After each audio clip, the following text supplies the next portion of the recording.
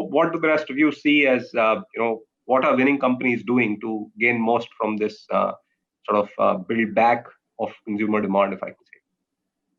I think, if I can add, to Ajay's point, and I think from my perspective, it's also the time when, the values of the organization need to be on play.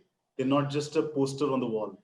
I mean, we've lived those values in large organizations to say, these are my 5 core values I'm going to live through. And this is perhaps a time when those values better play out in reality.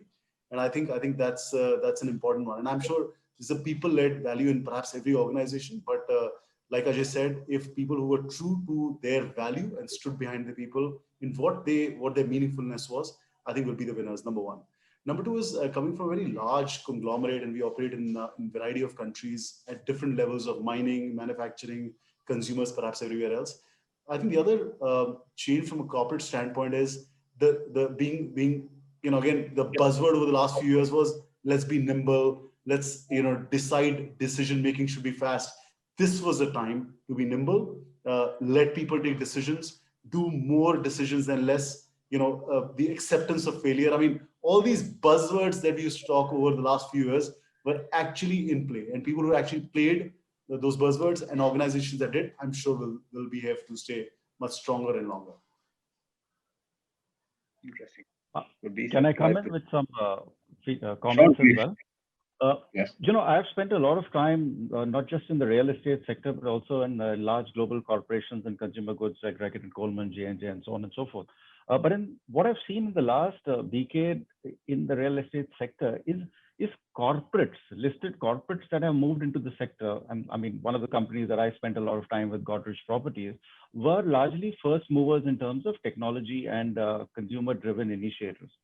But in the last few months or so, what I've been seeing is a massive upsurge of not just corporates such as the ones I mentioned, but also probably, a mom and pop and promoter-driven real estate firms that are showing a very, very strong appetite for prop tech and consumer tech.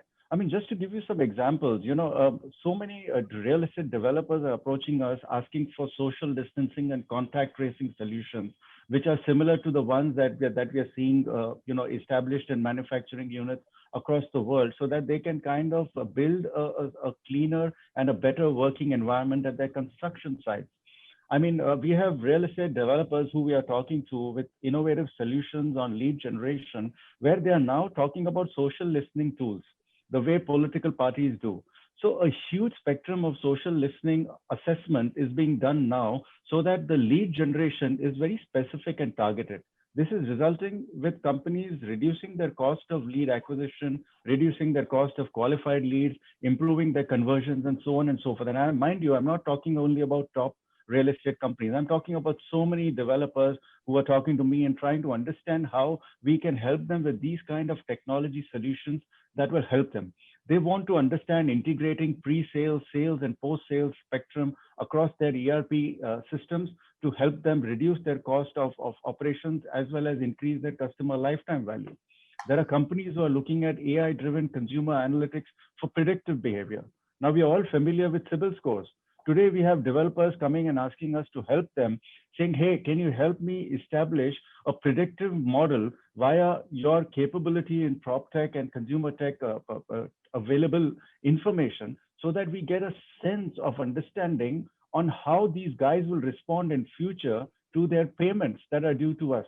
So we've got this kind of a differentiation happening. So what has really happened is companies are very rapidly reacting and responding to a completely new way of doing business, which is largely driven by AI, IoT, and ML interventions. And that, to my mind, is going to be probably a differentiator at this point in time, and going forward, actually a way that real estate will get executed in the future. So this, to my mind, has been a huge shift as well that we are seeing. Interesting. So would you say a lot of this is towards creating a different real estate product from what it was, or is it really more building capability of companies in-house to be able to react? See, real estate product has been a shift. Like I mentioned, the last 5 to 7 years, you've seen smaller homes coming in. You've got more technology entering homes in terms of, smart homes being built and developed. You've had green and sustainability being the next mainstay, as Ajay and others as well mentioned, that responsible corporates and developers are looking at ways in which they can reduce carbon footprint. There are companies whose names I can't say today, listed companies who will soon have, disclosures related to their carbon footprints, disclosures related to their energy transition. We are working closely with developers and helping them in circular economies. So how they can reduce, for example, their overall carbon footprint. We are talking about energy conservation and recovery. So there are so many different ways in which today real estate and others are pivoting towards being able to, like I said, get more efficient, get back lost customers, create a sense of imagery and respect for their brands and businesses by virtue of not glib advertising, but by virtue of changing the way they are doing business. So I think a lot of these things are actually happening. And to my mind, the efficacy, the efficiency, and the whole evolution of the real estate spectrum of how it's been conducted, how business has been conducted, is going to fundamentally change. Understand. So I think building back onto this, festive and making the most of it, and what the winners are doing. Any other thoughts from folks of what, how are companies spending their money differently this year versus what they were doing, say, last year? Right? Because festive is always, whether it's to market, whether it, is it online, is it moving to different geographies, is it moving to just build capabilities inside? Where do you think? Anurag, I can add a bit of value on a different space, which is representing a business that's hugely fragmented and is very geographically spread out. You work with traders, dealers, and there's a whole B2B space which was very physical in nature till 2019. And about 3 months before the season kicks off, there was large platforms created where people used to come transact, build up for the season, place orders and stuff. Now, in that time period, everything was shut. We were in a lockdown. And just to give you an example, at De Beers and at Forevermark, we do an annual conference, which was a 3-day platform where we got everybody in the damn business together. It was wine, dine, and do business kind of thing. Like how the B2B trade conference world used to be. This year, of course, we attempted a digital world, and pardon me by saying, but all of us have had a webinar fatigue. I mean, today in the month of August, if you invited somebody for a webinar, the guy wanted to join hand and say, "Boss, I don't want to come for another one." However, you still wanted to use technology. So we invested in platforms which were almost like a physical fair. You could come in, walk around, use elements like, as Girish mentioned, AI, very high optic, creative solutions that have come out. We were quite quick to adapt those, where you could zoom into the diamond, see the quality, which 6 months back was an impossible task. If you ask somebody to invest for their season sales through a Zoom call and not shake a hand, not have the cup of tea, that physicality was so important. I think technological tools well implemented have given that solution. And if a traditional category like ours, gems and jewelry, can move so rapidly that we transacted almost 70% of the last year's values at a B2B space on these technological platforms. I think pretty much every industry can. So I think that also is one area that I think certain organizations are doing very well. Some people perhaps are catching up. Anurag, just adding one more different industry color on the same theme, and then I can react to the festive piece also. Like on retail, we have acquired around 100,000 retailers for enabling them for online delivery in the last. It's a massive number.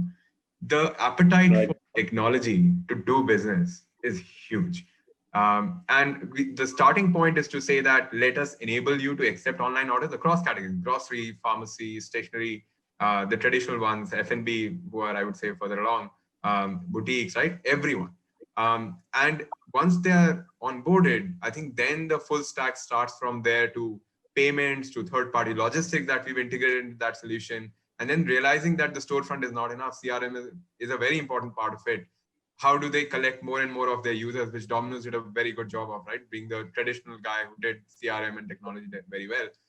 Providing all of that in a very simplistic interface to them such that they can consume it without as much of a hassle. And it's a non-trivial problem. The need is very strong. The need to, and the appetite for adoption is high. But, for example, a Kirana guy, he would never have a sense of catalog, leave aside the inventory on the catalog. So trying to do that to him is really like unlikely to work.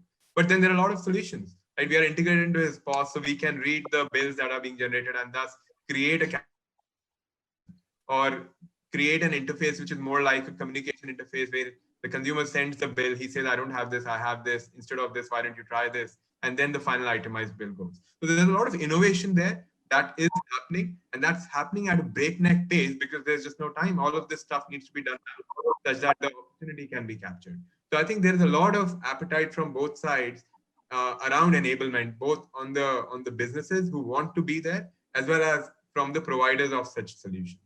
Now, having said that, and that has enabled a lot of supply, brought it online, I'm seeing that the leading players across industries, they are investing a lot in building that brand, and just in most of the cases, just accentuating the brand with whatever is the core message and talking about it.